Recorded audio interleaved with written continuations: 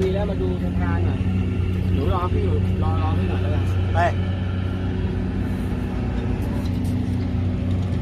สภาพแล้วมันได้เคยลองเนี่ย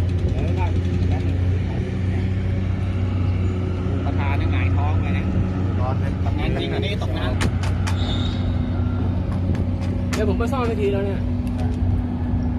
ไอ้แหกเมื่อกี้ดูมันก็รู้แล้วล่ะนะเดี๋ยวที่ไหนต่อนี่อลูมิเนียมเนี่ยบางเทียบเลยจะรู้ไม่แต่ ว่างนี่เหรอไอ้เนี่ยมันถ่ายที่หน่อยแดงต่อเนี่ยแค่นั้นอะไรเนี่ย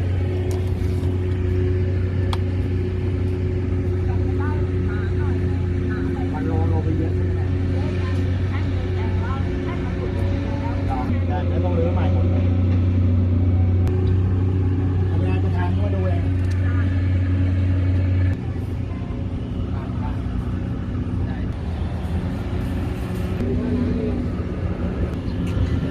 ชาวบ้าน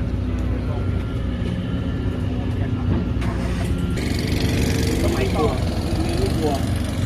เสร็จแล้วมันขึ้นลงพวกนี้มันจะไม่ถูกเพราะว่าน้ำก็ไม่ใช่น้ำมันถูกนะใช่ครับผมงัดมาดูข้างล่างมันพวงโกไม่รู้ว่า ครับ ใครจะแจ็คพอตใครจะแจ็คพอต ใช่ แล้วพี่จะมาซ่อมกันเมื่อไหร่ครับเนี่ย เดี๋ยวให้ประธานสัมภาษณ์เขามาดู อ๋อ คิดว่าเร็วๆนี้ซ่อมไปทีแล้วเนี่ย ครับใช่ครับมันถูกง่ายครับผมช่วยหน่อยฮะใช่